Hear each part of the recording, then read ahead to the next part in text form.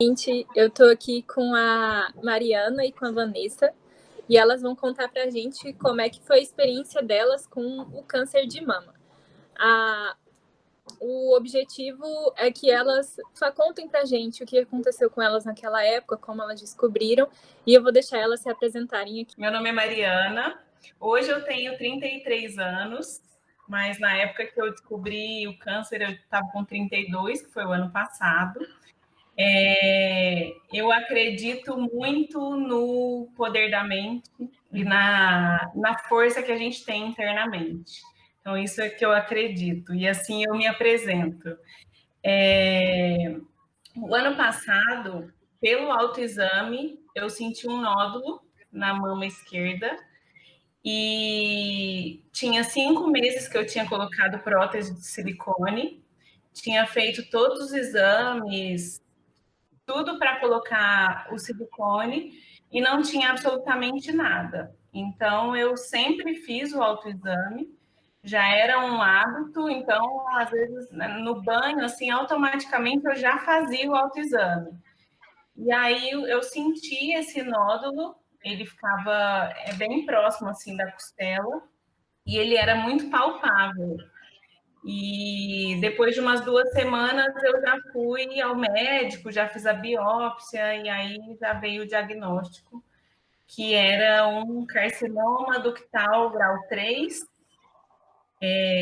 Então ele era super agressivo e aí eu iniciei o tratamento.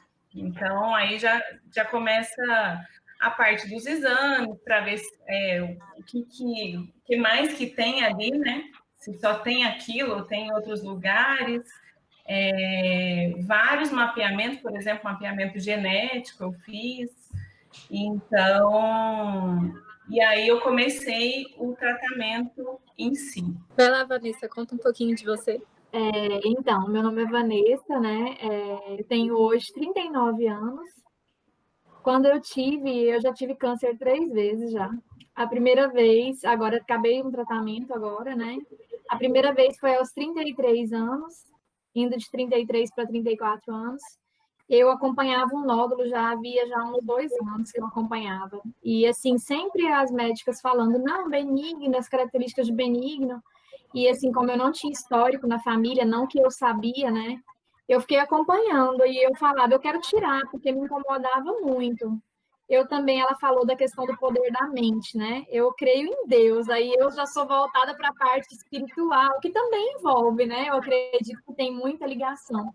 Mas, assim, eu sou evangélica e eu tive uma revelação quando eu descobri do nódulo, que Deus me mostrou em sonho o nódulo. E, assim, eu tinha colocado silicone também. Na época que eu coloquei o silicone, era um cisto. Só que, na verdade, era um nódulo. Foi uma leitura errada de um exame. E depois a prótese empurrou ele, e aí ele ficou bem proeminente. Eu senti à noite, uma noite eu acordei, e aí eu peguei e comecei a acompanhar. Fui na minha médica, cirurgiã plástica, ela falou para mim que realmente era um nódulo agora e que eu fosse a uma mastologista. E eu fui, a mastro não quis tirar, falou para mim que ia furar a minha prótese. Eu tinha 1 ano que eu tinha colocado mais ou menos a prótese, você fica com medo de perder, né? Aquela vaidade. E eu decidi acompanhar, porque ela falou assim para mim, se eu for tirar, eu vou furar a prótese, você vai ter que assinar um termo, e estava muito recente. E eu fiquei acompanhando. Só que eu percebia que ele crescia e me incomodava muito. E assim, eu tinha muitas dores no peito. Tem gente que fala assim, ah, câncer não dói, mas eu tive muita dor. E aí um dia eu bati o pé e quis tirar e mudei de mastologista, fui para uma amiga minha. Eu nunca tinha feito mamografia também. E descobri no mesmo ano 3 tias com câncer de mama por parte do meu pai. Aí foi aquela bomba. Na hora que eu descobri, eu falei, meu Deus, agora eu quero tirar de todo jeito. E aí resolvi tirar, né? E aí quando mandou para biópsia, assim, na minha convicção eu já sabia que era câncer, porque assim, eu tinha a sensação que era. E aí quando veio o resultado era, né, um carcinoma invasivo, misturado com in situ também, né? E aí eu fui fazer o tratamento. Em 2015 eu fiz todo o tratamento, perdi o peito, foi o tratamento, né, bem longo, radioterapia, mastectomia, tudo. E aí, depois, no outro ano, em 2016 foi tranquilo, em 2017 eu tive um nódulo no pulmão. Aí, só que aí tipo assim, teve uma cura de Deus, que às vezes as pessoas não acreditam, mas não precisei fazer o tratamento, porque eu creio que Deus me curou. Hoje eu tenho nódulo ainda, mas ele tá paradinho. E agora, no ano passado, eu tive uma recidiva linfonodal, porque eu não havia esvaziado. Eu apurrinhei o meu médico para ele não esvaziar a minha axila, porque eu sou fisioterapeuta, e como eu queria fazer medicina, eu queria ainda exercer a físio para me manter durante o curso. E aí eu apurrinhei ele para não esvaziar.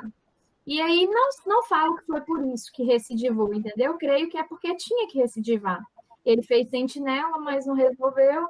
E aí eu peguei e tive outro câncer agora, né? Aí tive que fazer, eu retirei, foi ressecável, mas eu tive que fazer 6 sessões de quimioterapia. A rádio não era benéfica, não precisei de rádio, e agora estou desde março sem quimioterapia, né? Eu encerrei essa parte desse câncer.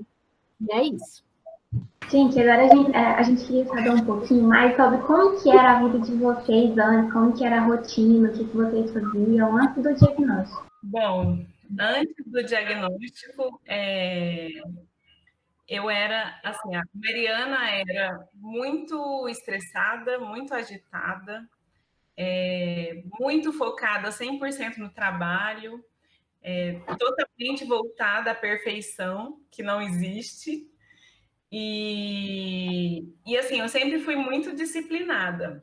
Só que eu entendo que a disciplina, ela em excesso, às vezes ela te traz muitos malefícios, né? Não, em momento nenhum eu culpei o meu estilo de vida anterior, porém eu aprendi muito com ele. Então, antes de eu descobrir o câncer, eu era 100% trabalho. E aí eu falo para vocês de 100% trabalho é não ter nenhum momento para descansar, para fazer coisas que eu gostava, porque na minha cabeça eu tinha que ser produtiva todo o tempo, 100%. E o câncer veio para me mostrar que não é bem assim, que a gente tem outras coisas muito mais valiosas, que eu concordo plenamente com a Vanessa, que sim, é a aproximação de Deus, a aproximação da família, das pessoas que a gente ama, só que antes a minha prioridade não era essa. E assim, eu acho engraçado, porque todos os relatos que eu escuto, eles vão na mesma linha, né? A gente não se surpreende, porque eu associo muito o câncer à questão emocional. Assim, tanto que eu vou ser oncologista clínica e eu quero trabalhar essa questão da. Todo mundo teve algum trauma. E tem gente que fala assim, eu já escutei pacientes de câncer que não acreditam, que fala assim, ah, não, mas eu era uma pessoa perfeita, eu não tinha nenhuma depressão para eu ter tido. Então, isso aí não faz sentido, mas para mim, sim. Eu era igualzinha a Mariana. Eu era extremamente estressada, desorientada, produtiva, queria fazer. O meu tempo era ocupado às 24 horas. Eu tentava vestibular, né, para medicina, então eu trabalhava como físio e fazia cursinho. Então era assim, meu dia era que workaholic total, assim, trabalhava muito, não parava. Eu ia dormir, era 2 horas da manhã, eu atendia uma paciente 5h30 da manhã, para vocês terem uma ideia. Eu não dormia e minha cabeça não parava. Eu ia dormir, minha cabeça continuava girando. Então eu vejo que assim chegavam épocas que eu chorava assim em cima das minhas pacientes, que eu tinha mais liberdade, assim, amizade, né, que acaba que você como terapeuta fica próxima, mas assim, era uma vida totalmente assim, hoje a minha vida eu falo que a gente precisa às vezes de umas pausas. E o câncer faz isso com você. Ele te freia, né? E eu creio que Deus também te freia quando ele vê que você está indo para um caminho que é um caminho difícil, sem volta. Então, assim, eu creio que essas pausas, até eu estou escrevendo um livro agora, né? Meu livro chama A Vida Necessita de Pausas, que é justamente falando disso. Eu creio que quando você não se dá uma pausa, acaba que o universo, que Deus, ele conspira e ele te freia. E eu vejo que foi ótimo para mim, né? Eu vejo que para Mariana também, pelo relato dela, que você se ressignifica. E assim, todo mundo que tem uma experiência, seja uma experiência com câncer, uma experiência quase morte, que eu vejo pessoas que têm também, eu acho que é uma nova oportunidade de ver a vida com outros olhos. Se você teve uma visão, você passa a enxergar de outra maneira. E eu acho que isso faz todo sentido, é você valorizar as coisas que outrora você não valorizava e que realmente são importantes.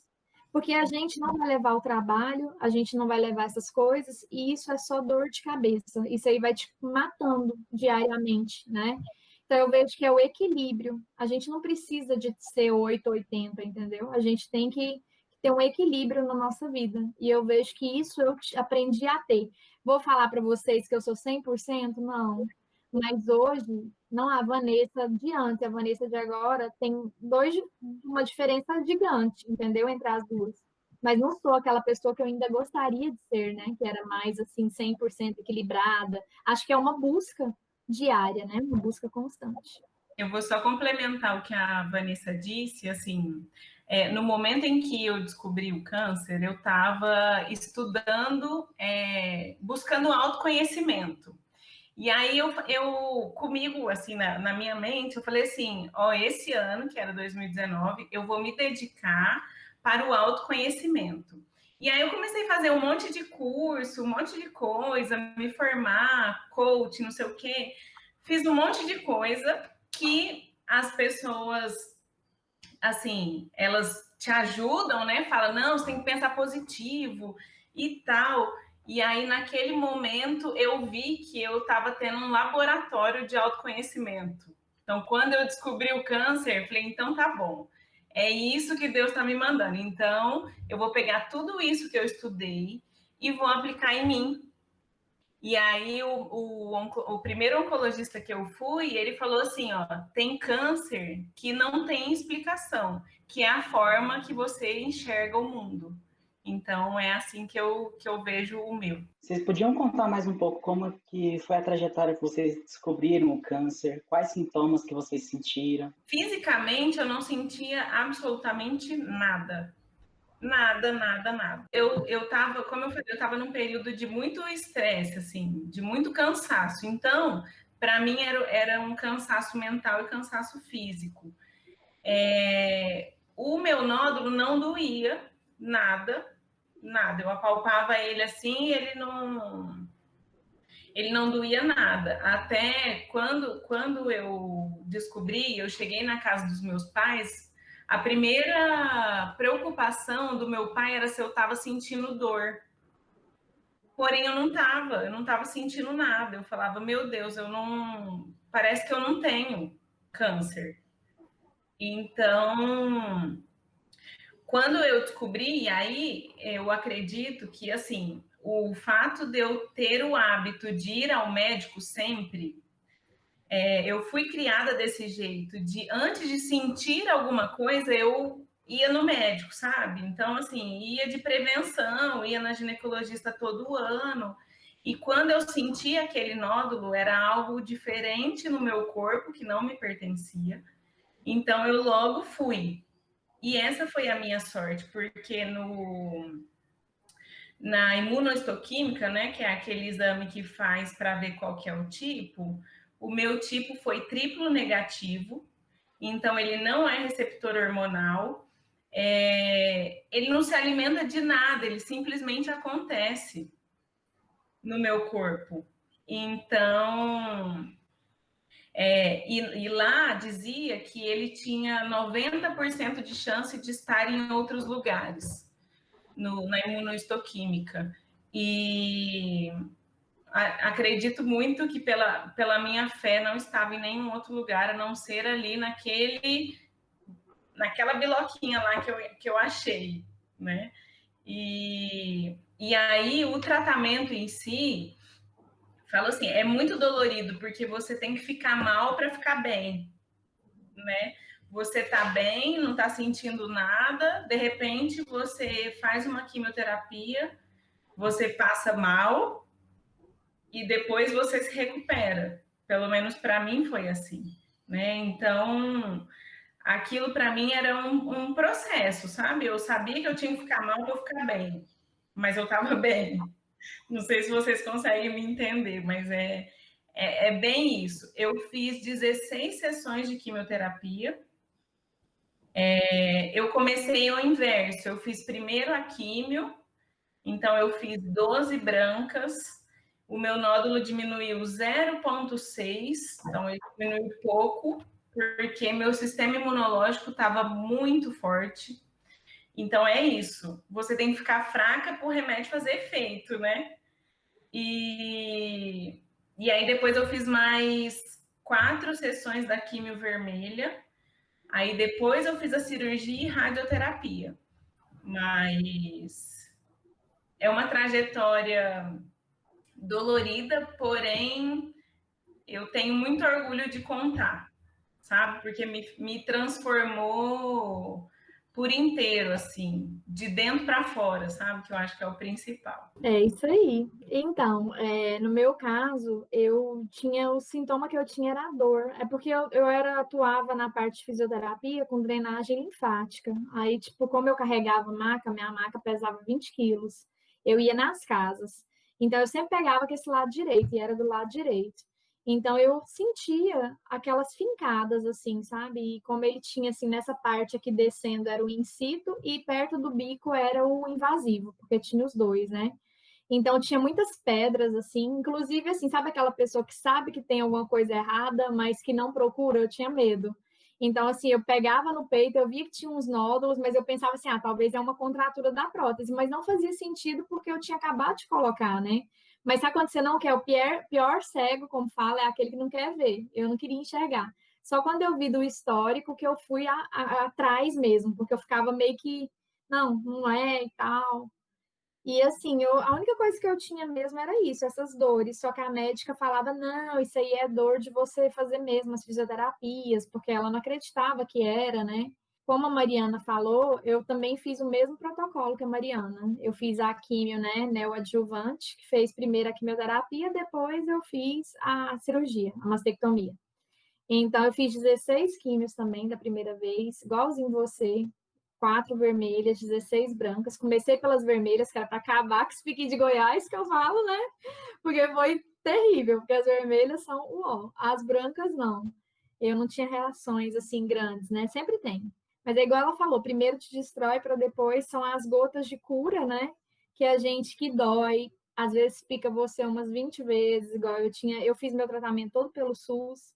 Não posso reclamar, porque tem gente que fala, o SUS não presta, eu sou defensora do SUS, né? Levanto a bandeira, porque assim, fui muito bem tratada, bem amparada. Eu amo o SUS, então eu não aceito nem que fala mal.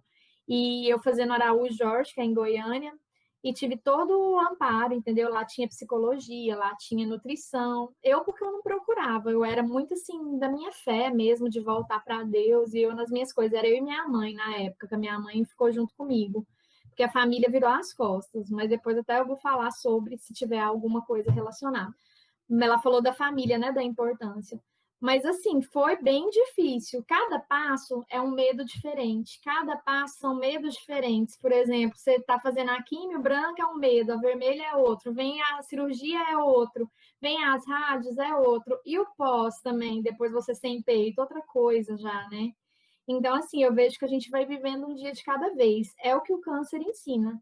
Viver um dia de cada vez. Porque a gente quer viver tudo. A gente quer ser seres que fazem muitos planos, quer cronometrar tudo. E a gente não sabe que o mais precioso é você viver o agora, entendeu? Não fazer muitos planos e viver a sua vida como se fosse o último dia, entendeu? Assim, com equilíbrio, né? Mas eu acredito que esse é o caminho. E é o que eu aprendi, viver um dia de cada vez. Vocês tinham costume de fazer o autoexame das mamas? E já tinham feito mamografia antes? Eu fazia autoexame, assim, desde quando, sei lá, eu nem lembro quando eu comecei a fazer o autoexame, porque, assim, eu sempre fiz, eu acho que é por ver tanto essa campanha do Outubro Rosa, que a gente tem que se tocar, tal, e aquilo me despertava curiosidade, não porque eu queria achar alguma coisa, mas eu queria prevenir se caso tivesse, né? Então, eu fazia o autoexame, era sempre na hora do meu banho ali, quando eu estava me ensaboando, já aproveitava e fazia. E uma vez por ano eu ia no ginecologista e o ginecologista sempre pedia ultrassom da mama. Então, mamografia eu nunca tinha feito até ter o câncer. Depois, quando eu descobri o câncer, aí um dos exames é a mamografia. Como eu tenho prótese de silicone e o nódulo era muito aqui lateral, a mamografia ela não representou muita coisa naquele momento pela localização. Mas no meu caso, eu só fiz naquele momento e antes eu fazia o ultrassom e o autoexame. Já no meu caso, eu sempre fazia o autoexame. Eu não tinha, assim, antes de colocar a prótese, meu peito era muito pequeno, porém era uma mama muito densa. Eu fazia, porque tem uma certa dificuldade quando a mama é densa, né, de achar alguma coisa. Então, eu tinha o peito muito pequeno, né, uma mama densa, mas eu sempre fazia. Eu sempre fui muito, assim, eu lembro daquelas campanhas da Avon, que a gente comprava aquelas camisetas, Outubro Rosa, já existia, não como hoje, né? Mas já existia, então eu sempre também procurava.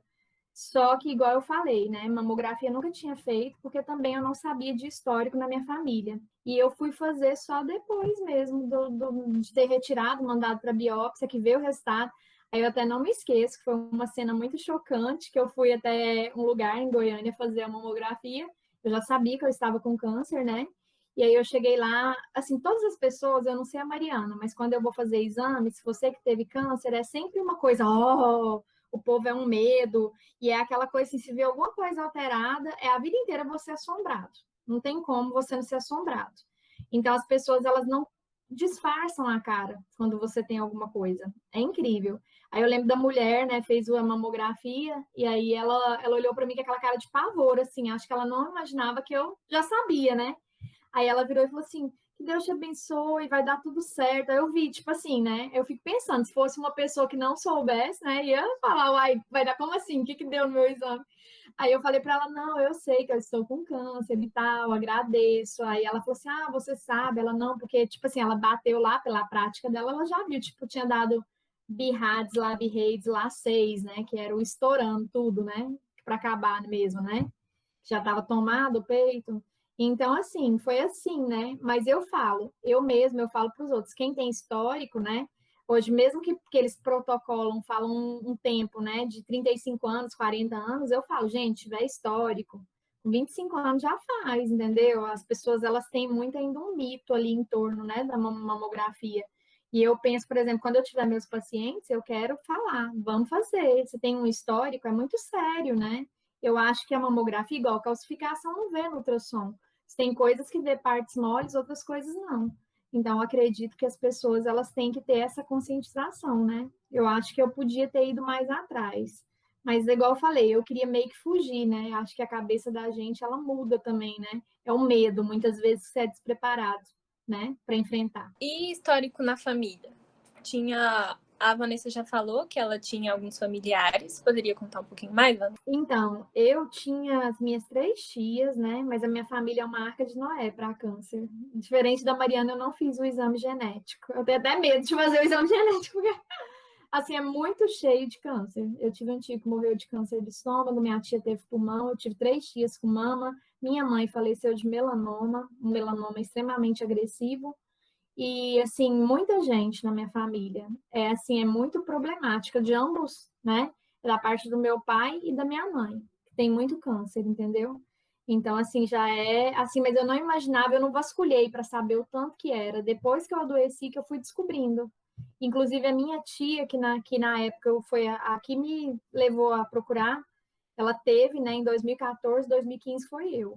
Aí agora eu tive, né, em 2019, e aí ela teve também, acabou eu terminar, acabei de descobrir, ela começou o tratamento também, uma recidiva também. A mesma tia que tinha me levado a fazer, né? Ela tá até fazendo tratamento ainda, não acabou.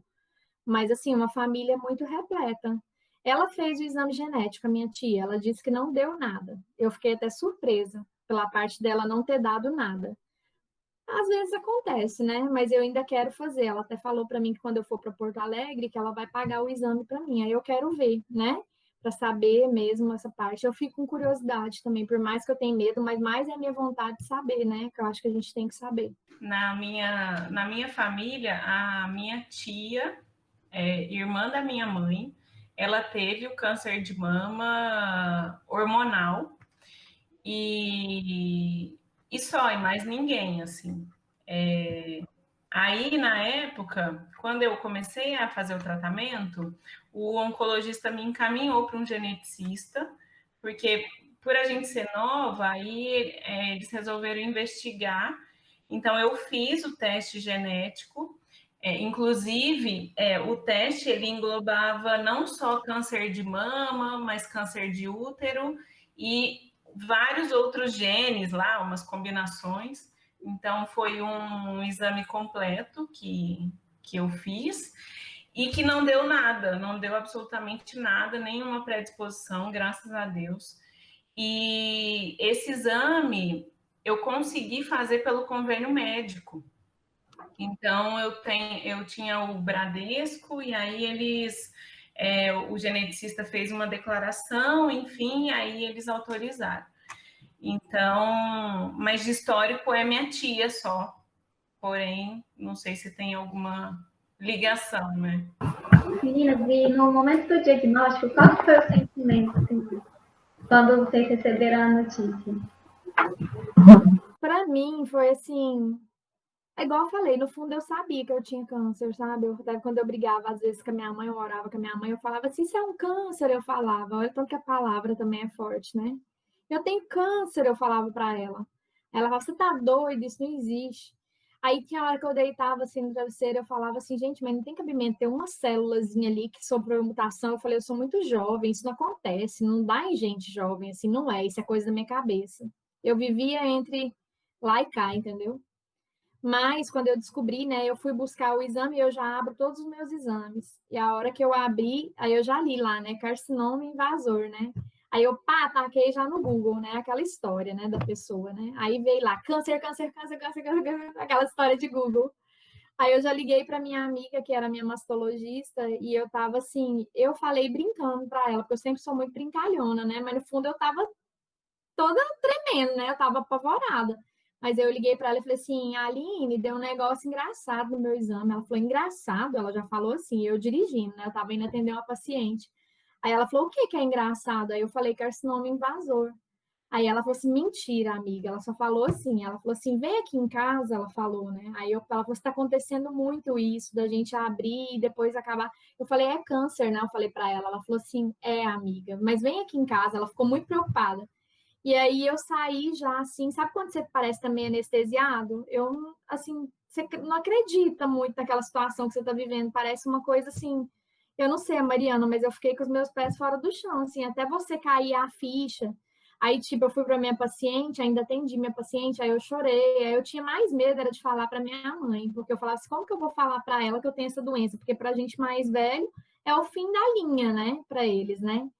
Então, aí eu cheguei, eu lembro que ela, minha amiga, falou assim, vem aqui em casa. Eu saí da minha paciente umas 8h pouco da noite, ainda fui na casa da minha amiga, e chegando lá, ela foi e me falou. Aí ela falou tudo pra mim. Ela falou, ó, vai ter que fazer químio. Aí, tipo, já veio na minha cabeça, careca e tal, assim, aquelas coisas de filme. Aí eu lembrava até da novela, e sabe, vem aquelas coisas assim, meu cabelo, e tipo assim, eu tinha uma vaidade com o cabelo, meu cabelo era quase a cintura, aquele loiro blonde. Aí você já vem aquelas histórias, assim, sua cabeça dá um nó, assim, você fala assim, o quê? Aí, ó, amiga, tem chance de morrer? Eu falei para ela, ela falou, tem, tu tem chance. Aí, sabe, pode morrer com a químio, sei lá. Aí que eu comecei assim, mas assim, deixa você muito os pés fora do chão. Eu lembro que eu coloquei os meus exames na frente da minha cama, num banquinho assim. Aí eu dormi, eu falei assim, isso é um pesadelo. Eu falei, isso aqui não tá acontecendo, amanhã não estará aqui. Aí eu lembro que eu deitei, dormi, e aí no outro dia tava lá os exames. Eu falei assim, mas que droga, não é um pesadelo, é verdade.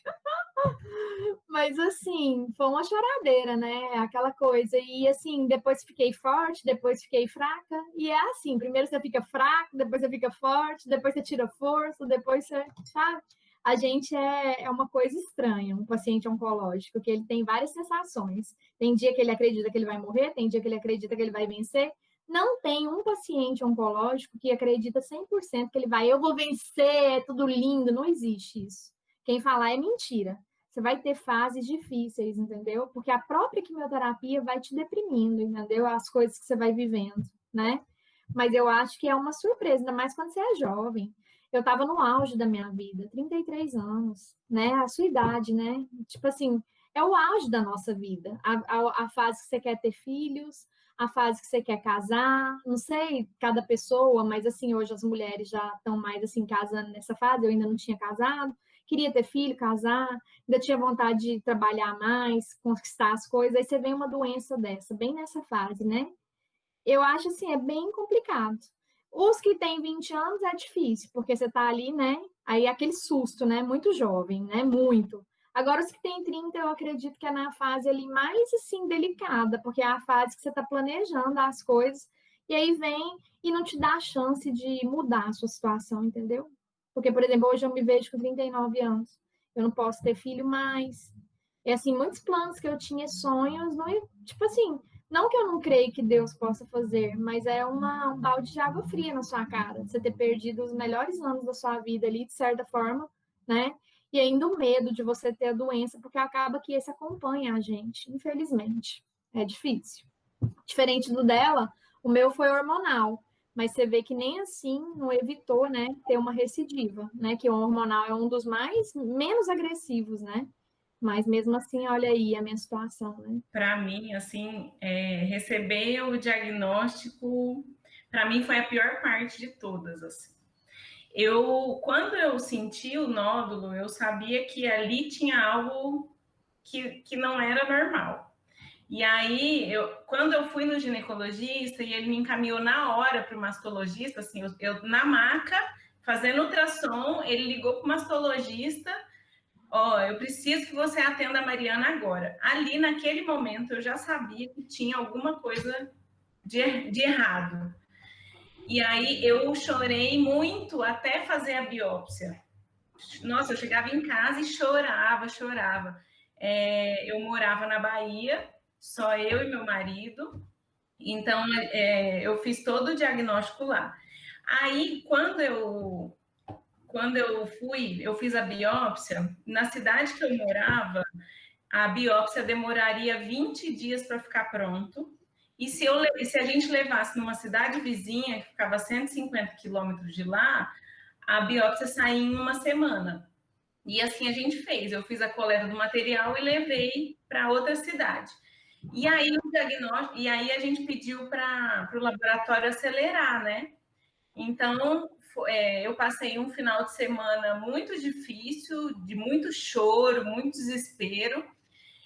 E assim, foi um momento que eu falei para Deus: pode mandar que eu estou preparada. Foi essas palavras que eu usei. Pode mandar que eu aguento. E aí, quando foi na segunda-feira, eu estava trabalhando e o laboratório me mandou uma mensagem escrito assim: o diagnóstico já está no seu e-mail. Na hora eu fui no e-mail e já rodei logo para a conclusão, né? Já olhei lá, aí carcinoma, eu só li essa palavra. Aí pronto, eu no trabalho, assim, exatamente como a Vanessa falou, eu não senti o chão. O chão sumiu. Eu fui para o banheiro e comecei a olhar no espelho, assim, e não parecia que era eu. Eu olhava, meu olho estava estatalado, e eu olhava e falava, meu Deus, e agora? E assim, antes de eu falar para o meu marido o diagnóstico, eu falei para ele que o laboratório tinha me avisado, e aí ele pegou o carro e já foi para a porta do meu trabalho, sem saber do diagnóstico. Então, assim, na hora eu liguei para ele falou, eu já estou aqui de fora, que eu trabalhava numa indústria, e aí eu fui. É assim, gente, um medo de morrer, você não sabe que você vai morrer dali 10 minutos ou dali 15 dias. É assim. A única coisa que eu falava para ele era, eu não quero morrer, eu tenho um monte de coisa para fazer ainda, eu não quero, não posso morrer agora. E aí, assim, é um momento de muito desespero. A gente ficou os dois em casa, cada um sentado de um lado do sofá, em estado de choque, sentado assim. Aí eu chorava, eu parava, eu chorava, parava, eu chorava, essas coisas. E aí eu fui no médico, e o médico foi muito direto comigo. Ele falou assim, olha, Mariana, você está sim com câncer, você vai ter que fazer químio, rádio, seu cabelo vai cair e é um assunto para você conversar hoje com seu marido, se vocês vão querer ter filho, porque você vai precisar congelar óvulo antes de começar o tratamento. Falei, meu Deus do céu. E a gente, na correria do dia a dia, nunca parou para conversar sobre filho. Tipo, e aí? A gente vai querer filho? Não vai? E aí, naquele momento, você com toda essa informação, ainda tem que parar para conversar sobre a decisão de ter filho ou não. Então, nesse momento, assim, a gente conversou e aí as palavras dele foi... Mariana, em primeiro lugar, nós vamos cuidar de você. Se der para ter filho, ok. Se não der, a gente adota, aí a gente vê o que vai fazer. Então, esse foi a primeira palavra que ele falou para mim. E aí, isso me deu uma força muito grande. Em relação ao cabelo, eu fui diferente da Vanessa, porque quando ele me falou isso, ó, seu cabelo vai cair, eu falei, doutor, meu cabelo é a última coisa que eu quero pensar na vida, é o cabelo. Se der para raspar agora e falar que eu curei, então vão raspar. É assim. Então, e aí, assim, no dia seguinte, aí eu já liguei para minha mãe, já contei, enfim, é um momento muito difícil. Para mim foi o mais difícil de todos, porque, como eu falei no começo, eu era extremamente workaholic. Então, o fato de eu parar minha vida, parar meu trabalho, parar minha carreira, isso me machucava mais do que qualquer outra coisa. Então, isso deu uma atrapalhada, assim, sabe? Mas eu não sei se a gente vai entrar nesse assunto, mas o meu oncologista não deixou eu congelar os meus óvulos. Ele me disse, nós não vamos fazer isso, porque seu tratamento tem que começar logo. E aí eu tomei uma injeção, que chama Zoladex, não sei se vocês já ouviram falar, mas é como se fosse uma castração química. Então, eu entrei na menopausa durante a quimioterapia, e que aí você para totalmente a ovulação, e é como se fosse uma proteção. Não é uma garantia, mas eu penso que para Deus nada é impossível, mas é uma castração química. Então, eu usei esse Zoladex. Então, que agora, amanhã eu faço 1 ano sem quimioterapia, inclusive. Ciclo menstrual fica todo atrapalhado, né? Vem um mês, dali 3 vem de novo. Então, eu comecei a fazer o acompanhamento, fui na ginecologista para ver o que causou, né? Então, mas é isso, eu penso que o diagnóstico é um momento que você tem que decidir muitas coisas da sua vida que você nunca parou para pensar, que você nunca teve tempo de pensar. Então, para mim foi assim. Eu queria só acrescentar da segunda vez que eu tive a diferença que foi do diagnóstico, né? Quando eu, em 2017, tive o diagnóstico eu tinha um nódulo no pulmão, como eu disse, né? O do pulmão. E aí fiz um PET-CT, e aí a médica afirmou no PET-CT que eu estava com câncer no pulmão. Através do PET, ela fez uma afirmação, que deixou os médicos loucos, né? Na época, minha mãe estava em cuidados paliativos de melanoma, eu tive esse diagnóstico, foi uma coisa assim, uma loucura. Parece que foi assim, pior do que o primeiro, porque um câncer de pulmão, e eu pensei, pronto, agora é uma metástase. Aí os médicos falavam que não sabia se era metástase ou se era um câncer primário. Como eu tinha minha tia com o histórico, também foi muito difícil, né? Só que aí depois teve o desfecho, né? Que a minha mãe faleceu em janeiro, e aí depois eu fui fazer o exame, que era para descobrir o tipo de câncer, e o nódulo tinha praticamente desaparecido, que eu falei até que foi Deus que curou, né? E assim, uns falam que não foi câncer de pulmão, outros falam, eu acredito que foi Deus que agiu. Minha mãe também pedia para Deus levar ela no meu lugar, e eu vejo que Deus cumpriu, porque minha mãe foi, né? Minha mãe partiu. Agora, esse diagnóstico foi assim, foi menos difícil no sentido assim, porque a primeira vez é aquele, né? Impacto. A segunda, você já tinha tido aquela do pulmão, Agora, dessa vez, eu fui até a médica só para fazer um exame de rotina com a minha professora, que era ginecologista, para ver se eu podia ter filho. A minha ideia é de ter filho, mesmo depois de ter feito, né, o tratamento. E aí, ela, quando foi fazer a palpação, eu negligenciava esse braço aqui, eu não palpava mais. Quando eu fazia ultrassom, fazia mais desse lado, né? E assim, tinha tempo que eu não fazia ultrassom, para você ver, né? Já passei pelo câncer e ainda estava sem fazer ultrassom. A médica foi colocar a mão, quando ela pegou, ela já achou um nódulo debaixo da minha axila, os 2 linfonodos. E aí eu peguei e eu não acreditava que era. Tipo assim, dessa vez agora, eu falei assim, não, isso aqui é alguma doença que eu tô, uma infecção, não é câncer. Na minha cabeça, não, não. Aí eu lembro que eu fui fazer a punção, né? Eu fui para Porto Alegre. Quando eu fiz o ultrassom, o médico falou assim, Vanessa, muito sugestivo de câncer, porque tem cara, é um linfonodo atípico. Aí quando eu fui para Porto Alegre, para casa da minha tia, eu fui fazer a punção. E aí, chegando lá, fez a punção e eu lembro que eu falei isso para o professor do hospital. Tinha que fazer 2 exames. Parece que era um para saber a imunistoquímica e o outro era só para saber se era câncer, a biópsia. Aí eu lembro que a imuno era caríssima, né? Eu falei assim: não, você me fala se é câncer primeiro, depois você faz a imunistoquímica. Aí eu lembro que o cara me ligou, eu falei para ele: se for câncer, você me liga de novo. Eu falei para ele. Aí, tipo assim, eu não acreditando, né? Aí não deu 1 minuto. Aí só que eu virei pra minha tia e falei assim: tia, você quer ver que ele vai ligar de novo? Aí olha lá, né?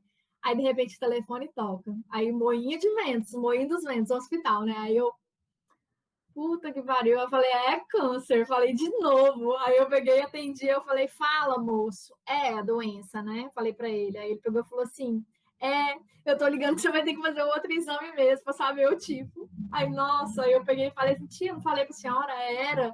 Aí eu comecei a chorar, só que assim, no momento, o que vinha na minha cabeça era o seguinte, foi desesperador, assim, meu choro, desorientado. Assim, o impacto não, porque eu sabia que eu estava sujeita a ter de novo, entendeu? Mas a questão de eu não ter a minha mãe, porque minha mãe que lutou comigo com todas as forças a primeira vez, aí o fato de eu não ter ela, parece que tirou o meu chão de novo, não pela doença, mas agora era a ausência dela. Aí foi muito difícil ter esse diagnóstico sem ela aqui, entendeu? Aí eu lembro que eu liguei para uma professora minha e eu falei para ela: professora, a morte está me rondando. Eu falei: quer me levar? Falei para ela. Falei: eu tô sozinha. Aí eu lembro que eles fizeram uma campanha na faculdade: não, você não está sozinha, que fizeram até um movimento, porque assim, na minha cabeça, eu falei: o que vai ser de mim?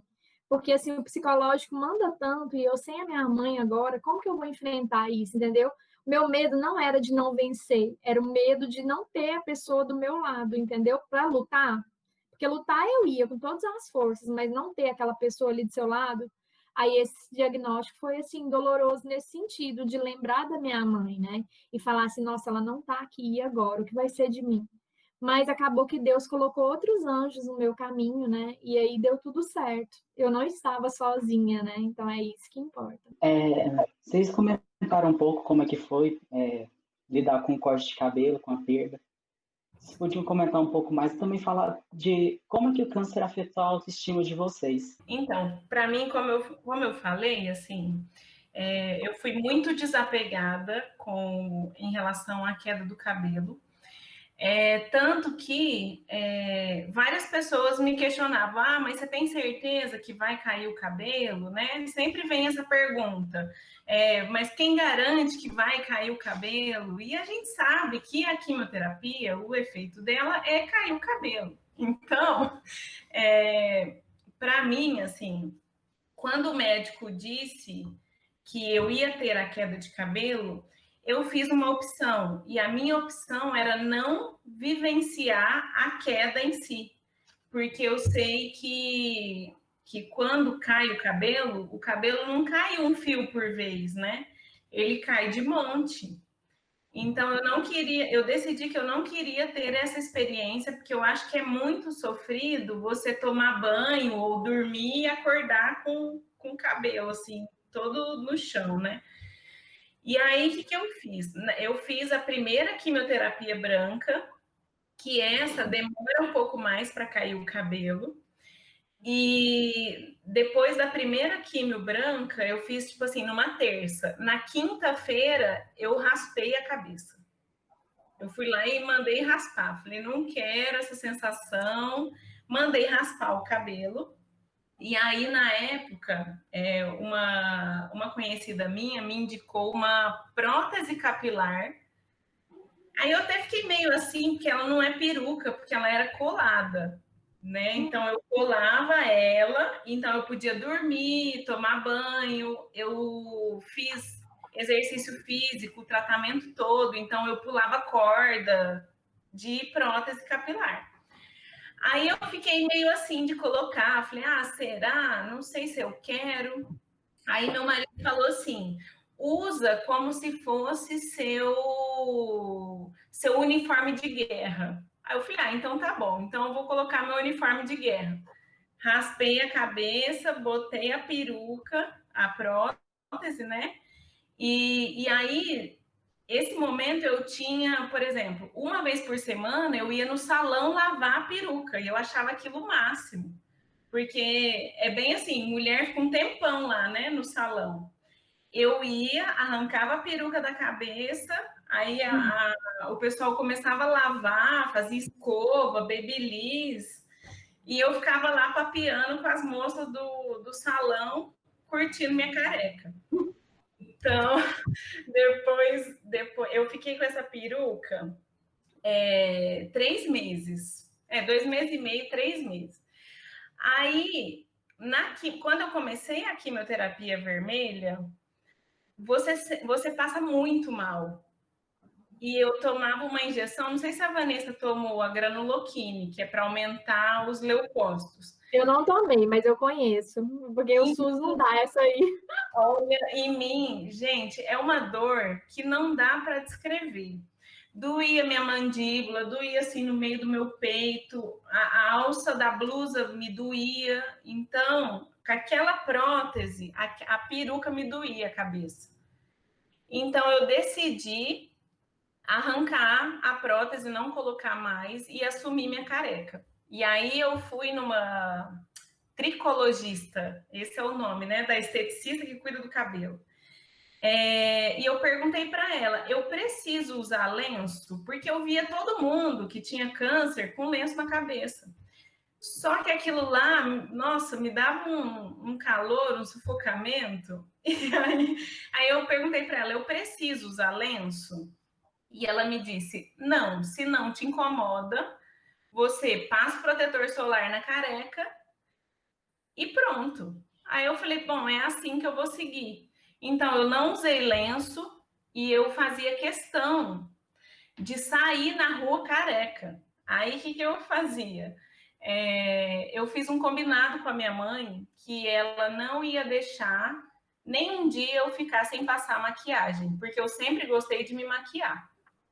E no tratamento eu não queria ser diferente, porque a maquiagem levanta a minha autoestima, né? Eu, quando acordo e olho para mim sem maquiagem, nossa, pálida, olheira, essas coisas, né? Então, no tratamento, eu me maquiei todos os dias. E aí, essa decisão desse desapego do cabelo me fez antecipar algumas coisas. Por exemplo, eu sabia que não ia cair só o cabelo da cabeça, ia cair minha sobrancelha.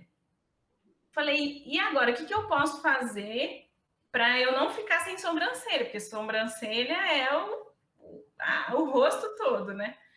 Aí antes de começar a quimioterapia, eu fiz acho que é micropigmentação que chama, para marcar minha sobrancelha e ter pelo menos uma base para eu me maquiar. Então, eu corri lá antes da quimio, fiz a micropigmentação, fui lá no lugar que colocava a peruca para ela olhar meu cabelo como era antes. Então, a minha peruca era do mesmo tom do meu cabelo original. Então, eu fiz toda uma preparação para essa fase de cair o cabelo. E aí quando eu decidi ficar careca, eu achava aquilo, gente, eu vou falar a verdade, eu achava aquilo o máximo. Porque eu pesquisei na internet, assim, como é que faz para não perceber que você está sem cílios? Aí meu marido colava cílios em mim, cílios postiço. Aí eu pesquisei que se passasse delineador no olho, dava a impressão de que tinha cílios, então delineador no olho. Aí enchia minha orelha de brinco. Até um dia no hospital, um senhorzinho me parou e perguntou assim para mim: é seu estilo ou você está em tratamento? Aí eu disse: eu estou em tratamento, porém agora é meu estilo. Então eu fiz do momento da carequice o meu estilo. Então eu ia na academia careca. Gente, eu assim achava o máximo. Tomar banho, caindo assim, todo na careca, a melhor sensação que eu tenho. Não que a gente tenha que ficar careca, mas eu me descobri muito mais bonita careca de quando eu tinha cabelo, sabe? Então essa foi minha experiência, e isso essa forma de ver, eu acredito que contribuiu muito para minha autoestima não cair. Então, tipo assim, eu fui num casamento da minha prima, e aí todo mundo, e aí, você vai de peruca? Você vai de peruca? Eu falei, eu não, eu tô careca, eu vou careca mesmo. Então eu fui, me arrumei toda, vestido de gala, tal, e ó, sem nenhum fio na cabeça. Fui no salão, fiz maquiagem, botei cílios, estava assim, a poderosa, porém sem cabelo. Bom, igual eu falei, no início eu levei aquele choque, né? Mas depois não permaneceu, Mariana. Eu não fiquei com a ideia do cabelo. Foi aquele primeiro impacto, assim, daquela ideia, nossa, vai cair o cabelo. E eu gostava do meu cabelo. Mas, por incrível que pareça, também para mim não foi, assim, impactante depois. Aí eu me lembro que eu fiz as vermelhas primeiro, né? Então, com certeza cairia, né? Com 15 dias já estava tudo. Aí, só que eu esperei. Por que que eu esperei? Foi por causa da minha mãe. Porque a minha mãe, para ela era muito dolorido ver a filha dela passando, a filha dela careca. Ela tinha mais medo do que eu. Eu não tinha o medo que ela tinha. E das pessoas olharem, né? De ter aquele preconceito, aquela coisa. Ela tinha muito assim. Aí um dia ela pediu para mim, ela falou: minha filha, por favor, nunca fica careca na rua. Ela falou para mim. E assim, por mais que a minha vontade fosse igual a da Mariana de sair careca e pronto, style, né? Que eu tinha vontade também, mas eu respeitava a vontade dela. Porque para ela era muito dolorido. Aí eu lembro que quando começou a cair, eu fazia cursinho. Meu uniforme do colégio era branquinho, né? Eu lembro que eu ia para a sala de aula, aí começava a cair. Aí eu pegava assim no meu moletom branco, aquele tanto de cabelo. Aí eu lembro que um dia a mulher da limpeza falou assim: tem alguém que vai ficar careca aqui, ela falou. Aí eu só fiz assim: sou eu. Aí ela negou, olhou assim, né?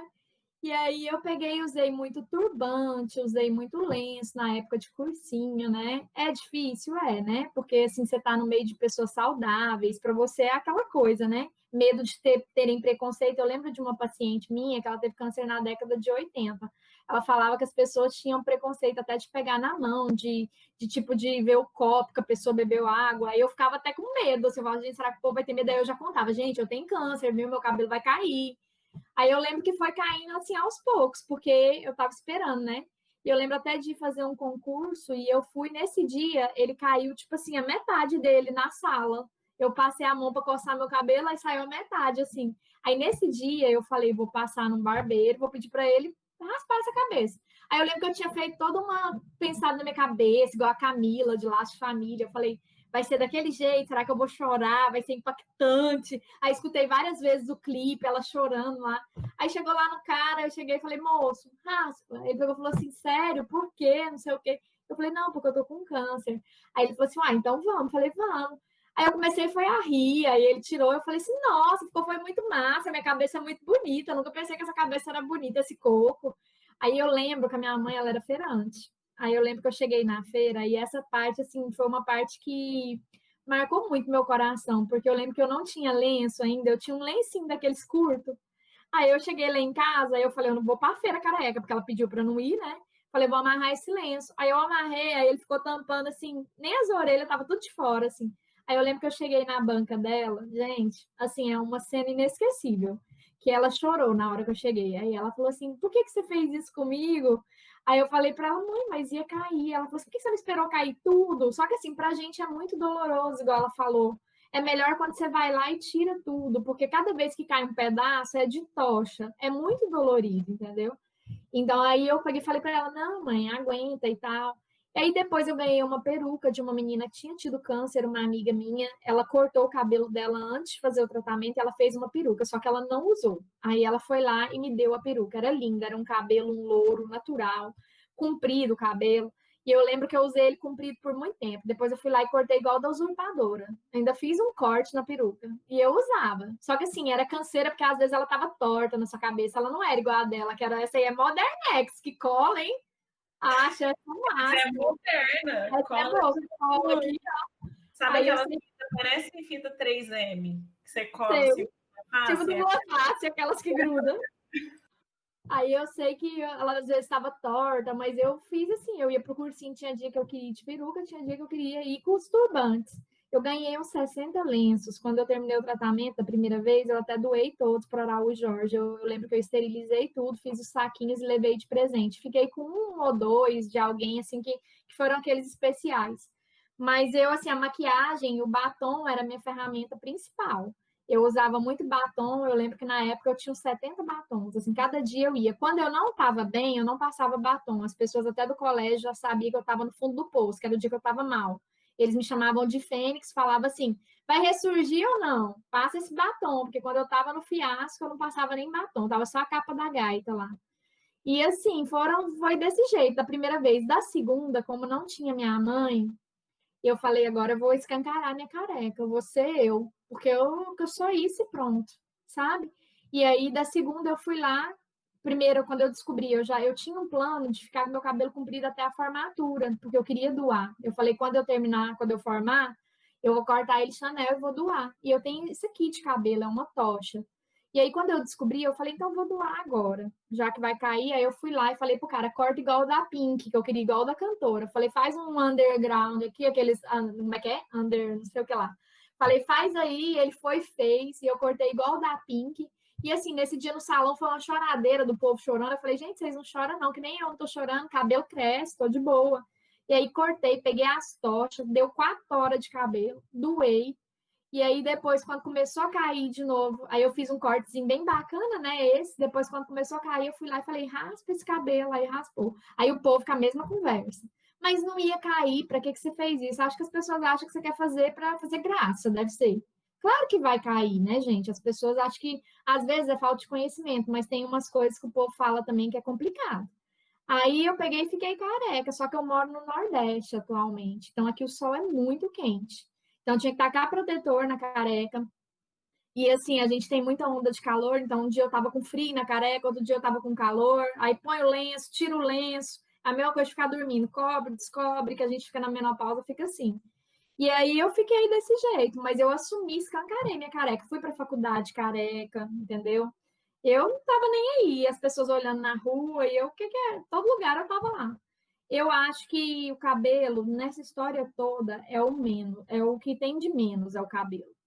Você tem que lidar com coisas muito maiores do que o cabelo. O cabelo vai nascer, sua beleza é além de cabelo, entendeu? A sobrancelha eu fiz micro durante as químios, eu fiz durante as químios brancas a minha micro na primeira vez, até hoje. Dessa vez nem caiu porque já tinha a micro e ficou. Mas assim, acho que cabelo é o de menos. Quando a gente percebe isso, aí você sabe, autoestima é tudo, e você vai em frente, né? E quem gostar de você, gosta de você careca, gosta de você banguela, gosta de você de qualquer jeito. E eu, por exemplo, hoje, olha aí o meu desde março, eu tô vendo o seu aí, né? E eu tá todo cabeludinho aí, e eu falo, e assim, eu tenho orgulho da minha careca, tenho orgulho de estar aqui, de estar viva, cabelo cresce, se não vier também, tranquilo, você vive sem uma perna, você vive, entendeu? O importante é você viver, e ainda cumprir as coisas que você quer nessa vida, né? Realizar seus sonhos, né? É verdade. A Vanessa falou um ponto muito bacana, assim, eu acho que para quem está de fora, o fato de você perder o cabelo é mais dolorido, porque um dia antes de eu raspar o cabelo, minha mãe teve uma crise de choro. E aí eu falei, por que você está chorando? E ela disse, porque minha filha vai perder o cabelo. Falei, mãe, isso é o de menos, pelo amor de Deus. Né? Eu quero curar, então o cabelo não tem problema. E aí, assim, além de você ter que lidar com isso, as pessoas na rua, elas não estão acostumadas a ver pessoas carecas olhando, andando na rua. É assustador. Então, por exemplo, eu ia para academia careca. Então, às vezes eu tô lá, assim, fazendo exercício lá, toda dedicada, tava lá fazendo toda dedicada. Quando eu parava, tinha alguém do meu lado, assim, ó, me olhando. Aí eu olhava para a pessoa, falava, tudo bem com você? Comigo tá tudo ótimo. E continuava malhando. Então, assim, as pessoas que estão em volta... Choca muito. às vezes é mais difícil ainda do que para quem propriamente está sem cabelo. E aí o povo quer te arrumar peruca, o povo quer fazer que enrolar a cabeça, o povo não quer aceitar que você tá bem daquele jeito, entendeu? As pessoas elas querem arrumar alguma coisa, elas querem arrumar alguma coisa para você. Bom, e o tratamento? Vamos falar um pouquinho do tratamento. Como que foi? Precisou ter alguma preparação prévia? No geral, né? Para mim, assim, eu lembro que a única preparação antes de começar o tratamento foi colocar um marcador no nódulo. Então, era eu acho que é clipe de titânio, um negócio assim, que eu coloquei. Então, é como se fosse uma nova biópsia, que ela fura ali onde estava o nódulo e coloca um chipzinho, assim. Por quê? Porque a intenção da químio antes da cirurgia é que ele suma, né? O nódulo desapareça para a cirurgia não ser tão agressiva. Então, eu coloquei esse clipe de titânio antes de começar a quimioterapia. E aí, depois, eu já comecei. Quando eu terminei o ciclo da químio, já não existia mais o nódulo. Então, a minha cirurgia foi quadrantectomia. Então, eu só tirei o quadrante, fiz um único corte aqui no lado esquerdo, e por esse mesmo corte tirou... Porque aí, com o clipe, o médico consegue tirar um raio maior do lugar onde estava, e pelo mesmo corte, ele tirou o linfonodo sentinela, então não precisou esvaziar. Mas a única preparação foi essa, de colocar esse clipe. Não sei se é costume todos colocarem. Você colocou, Vanessa? Não, não coloquei, mas eu já vi falar já. Muitas pessoas fazem mesmo. Eu não coloquei. De preparação, eu não tive, assim, eu fui com a cara e com a coragem lá, assim, eu tive aquelas orientações da nutricionista, o que pode comer, não pode, né, que faz parte dessa preparação, mas, assim, eu queria colocar o catéter, eu não sei se você colocou o catéter. Eu não coloquei, mas hoje eu me arrependo de não ter colocado, porque, assim, minhas veias, eu não tenho veia praticamente mais saudável, né, e agora, como, tipo assim, aí eu tive de novo, aí tomei químio mais uma vez. Então, o catéter, hoje eu vejo, eu tenho muita dificuldade deles encontrarem as minhas veias. A preparação que geralmente tem é colocar esse catéter para você tomar a químio, né? Só que depois que você acaba, você tem que ficar com o catéter. E eu ficava com medo porque eu tinha bichinho de estimação. Eu pensava, se cair alguma coisa, infeccionar, eu tinha muito medo, porque eu não largava da minha cachorrinha, né? E eu sou muito apegada. Então, assim, mas fora isso, não teve preparação assim, não. A gente vai na tora mesmo lá enfrentar. Aí você pensa assim, eu não sei você, mas eu pensava que não ia ter os efeitos que as pessoas falavam. Quando eu comecei a fazer, eu pensei, não, isso não vai ser desse jeito que esse povo pinta, né? E eu lembro que eu fui muito para cima, falei, não, vai ser de boa. Aí quando você leva a primeira atropelo do caminhão, né? A primeira pancada, aí você fala, poxa, é pior do que o povo falou. Aí, só que dessa vez agora, ainda foi pior, porque esse outro remédio, que é o docetaxel, que eu tomei agora, que antes é a doxorubicina com o Taxol, né, que são as brancas. Agora foi o Taxotere, que é o docetaxel. Ele é a pior químio que eu já fiz na vida. Assim, foi muito. Só que era assim, te matava uma semana, depois você começava, você vivia de boa. Era uma semana morte, mas depois você vivia. Mas assim, também não teve preparo dessa vez, né? Eu fiz, só que eu tive reação alérgica em todas. Então, foi 6 sessões, eu tendo, tipo, como se fosse um choque anafilático, assim, uma reação alérgica muito pesada, mas eu fui até o fim, eu passava mal, aí continuava tomando depois. Eu fui, assim, uma guerreira dessa vez, porque eu tive toda vez alergia. Mas não tem, assim, a preparação, não, né? Acho que é desse jeito. Se não for, a do clipe eu já vi e a do catéter, né? Quando prepara mesmo. Do catéter eu também não coloquei, não. A oncologista disse que ia tentar. Como eu falei, eu sempre fiz muita musculação, então minhas veias sempre foram muito saltadas, sabe? É bom. E isso me ajudou muito para fazer as 16 sessões na veia.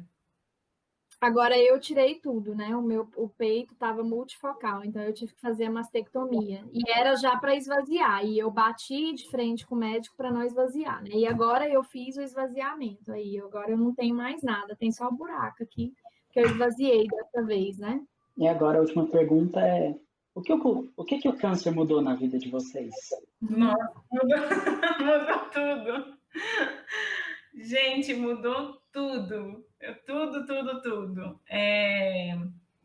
Tudo em qual sentido? Vou explicar para vocês. No sentido da leveza da vida, no sentido de aproveitar o momento, como a Vanessa falou, assim, de viver um dia de cada vez e aproveitar um dia por vez e outra, aproveitar o momento por vez. Então, por exemplo, antes eu fazia 4, 5 coisas ao mesmo tempo. Por exemplo, eu lia 3 livros ao mesmo tempo.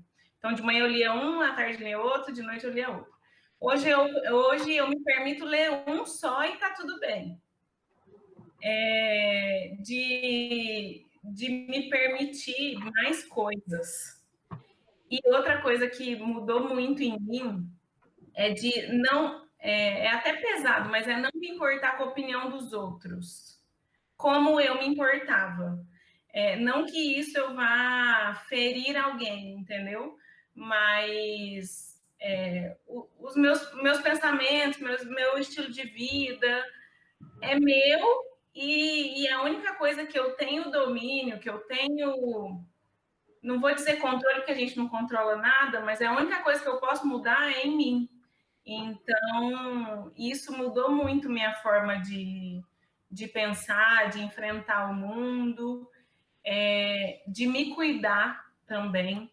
Durante o tratamento, eu não sei se vocês conhecem esse livro, mas é um livro que chama Anticâncer. E esse livro me fez enxergar de uma outra forma também minha alimentação. Eu incluí meditação na minha vida. Eu já fazia atividade física e hoje eu faço atividade física como um remédio. Então, assim, eu gosto, porém é meu remédio diário. Então, passou a ter outros sentidos as coisas que eu fazia e que eu faço agora. Eu também, igual eu falei também, eu acho que uma coisa que mudou, assim, foi uma coisa muito grande, assim, na minha vida, que eu vejo uma mudança extrema, é da questão da finitude. Eu acho que eu era muito preocupada com a morte, com a finitude, sabe? E hoje eu já tinha lido vários livros, porque eu gosto muito dessa parte de paliativo, dessas coisas. Hoje eu vejo que eu estou preparada. Assim, é difícil falar isso, né? Porque a gente pensa assim, que a gente é muito ligado, né? O medo da morte, o medo de, se eu for embora agora, tão jovem, igual você falou, né, Mariana? Do seu medo de não fazer as coisas. Eu acho que hoje eu aceito o que Deus tem para mim com mais tranquilidade, com mais calmaria no meu coração. Eu considero achando que é a pior doença que existe na face da Terra. Eu considero o câncer. Eu acho que de todas que a gente tem, eu acho que é uma doença muito triste. E, assim, eu sempre participo de grupos de mulheres que tiveram já. E eu fico, assim, lançando meu olhar, sabe? Sobre as situações, sobre as vivências. Eu adoro, assim, momentos iguais a esse, que eu posso compartilhar e ver o outro lado. E, assim, enxergar tanto de mim e outra pessoa também, né? Mas eu acredito que a finitude hoje ela não me assusta mais. Igual eu falo, a gente tem aquele medo de fazer um exame, de dar alguma coisa, mas é quando você percebe que o controle ele não está nas suas mãos. Hoje eu tenho esse... Por isso você não estressa mais do jeito que você era. Você não é dona do mundo, você não é dona do universo, você não é a pessoa que é obrigada a ler 3 livros, você não é a pessoa que deve satisfação para os outros, você faz tudo no seu tempo, entendeu? Então, é essa questão da sensação de você saber que a sua vida não depende de você. Eu, por exemplo, eu vejo que Deus tem o controle das nossas vidas. E até a minha pastora, ela é muito de revelação. Não sei se vocês acreditam, mas ela, esses dias, assim, tinha muitas vezes que eu falava para Deus, me fala se eu vou ter essa doença de novo, porque eu já tive 3 vezes, não é possível que eu vou ter outra. Às vezes, aquelas conversas que você tem com Deus, né? E um dia eu estava aqui em casa, do nada, eu pensei, eu falei assim, gente, Deus podia me mostrar se eu ainda vou adoecer, porque eu ainda tenho a metade da minha vida, né? Aí a pastora foi, Deus usou ela e falou assim para mim, minha filha, eu nunca vou te dar essa resposta, para você viver na minha dependência. E isso é muito magnífico, você saber assim que o nosso problema, as nossas dores, é da gente não confiar 100%, entendeu? É da gente não entregar o nosso caminho, entendeu? Para Deus e falar assim, Senhor, faz. Porque se você confia plenamente, o que vier, veio, entendeu? Então, essa loucura que a gente tem diariamente, que a gente vive uma luta, né? Com a nossa carne todos os dias, de eu quero viver, eu quero fazer isso, eu tenho que formar, eu tenho que ter filho, eu tenho que. A sociedade te impõe ser isso, ser aquilo. Mas quando você percebe que não é você que conduz isso, que é algo maior, aí você entende o recado, entendeu? Então, eu trabalho isso no meu coração, sabe? Para aprender cada vez mais a depender de Deus. E esses dias até eu falei para alguém, se vier de novo, Deus livre, mas se vier, se tiver a capacidade de eu vencer, que eu vença. Se não tiver, é o plano dele para minha vida, entendeu? Desses grupos que eu participo, eu vi agora a amiga minha, várias voltando, às vezes tem umas que nunca mais voltou, a doença. Então, cada pessoa é cada uma. E você não pode ir criando loucura na sua cabeça. Você tem que aceitar que o que você vai ter que viver, você vai ter que viver. E eu acho que hoje eu entendo essa questão da finitude, entendeu? E depois que eu perdi minha mãe também para a doença, hoje eu entendo. Agora, eu tinha muito medo da morte, muito medo de não fazer as coisas. Hoje não, hoje eu estou preparada. E eu acho que isso foi o maior que eu aprendi, a maior lição.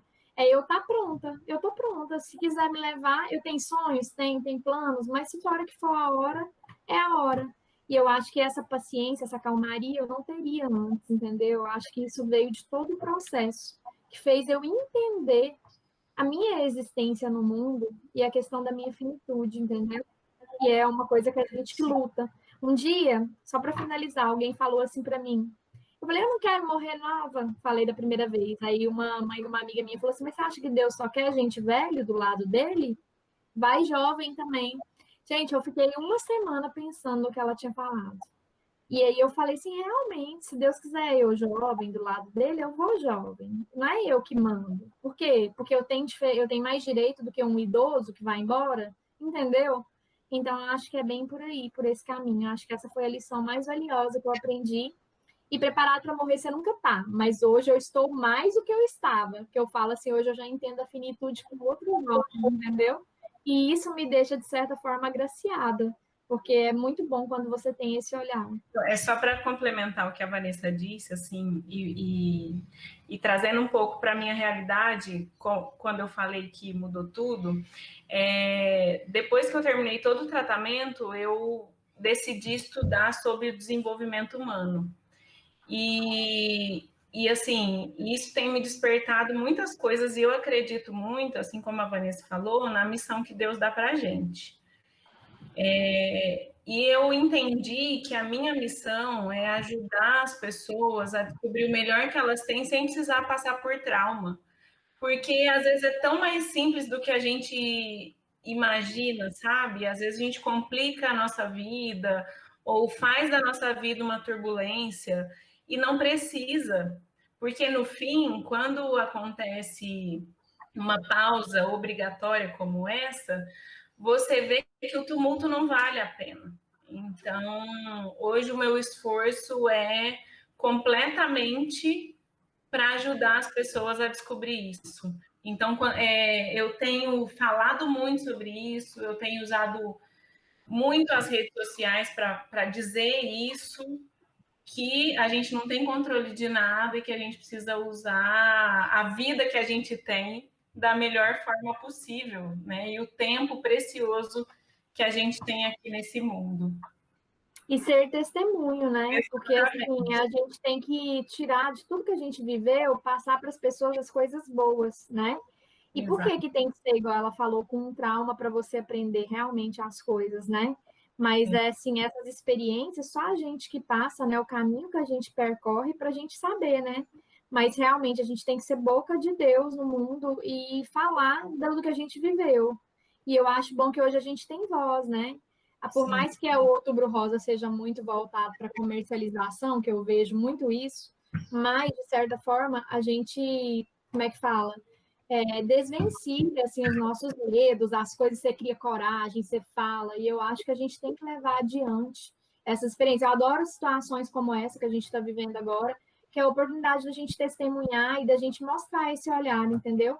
Que é tão importante, né, para que as pessoas elas tirem algo de bom disso, né, dessa conversa, desse momento, né? Gente, eu queria agradecer muito a participação de vocês. Essa conversa foi tão boa, foi tão enriquecedora, poder conhecer a história da Vanessa. Eu já conheci ela do cursinho, mas eu não sabia pelo que ela tinha passado, pela história detalhada, assim. Foi muito bom, de verdade. Muito obrigada. Que isso, eu que agradeço a oportunidade de estar aqui com vocês. Podem contar comigo sempre que vocês precisarem, para mim é uma honra. Eu falo de todo o meu coração, porque eu vejo que a minha missão aqui nessa terra é passar esses testemunhos, falar de como Deus faz nas nossas vidas. E assim, acho que, igual eu falei, é muito rico. Para mim, é o maior pagamento que a gente tem é poder contribuir com alguém, falar e fazer a diferença na vida das pessoas. Eu acho que isso assim, o que torna a gente tão feliz, assim, a gratidão da gente é transbordante por a gente poder fazer parte de alguma coisa, seja em 1% que você mudou na vida de alguém. Eu acho que isso aí é o que faz a diferença. Então é isso, eu também queria agradecer muito vocês por terem aceitado o convite. Eu aprendi demais hoje. Tenho certeza que todas as mulheres que verem esse vídeo também vão aprender muito. E muito obrigada. Foi realmente, assim, muito enriquecedor. E poder conhecer também a história da Vanessa, para mim, assim, foi muito especial, para ver que nas batalhas a gente nunca está sozinho. Então, às vezes você está passando por alguma coisa e tem alguém que você nem imagina que também está passando pela mesma coisa e está descobrindo momentos tão valiosos que a gente tem. Então, foi assim realmente um prazer imenso conversar aqui com vocês hoje.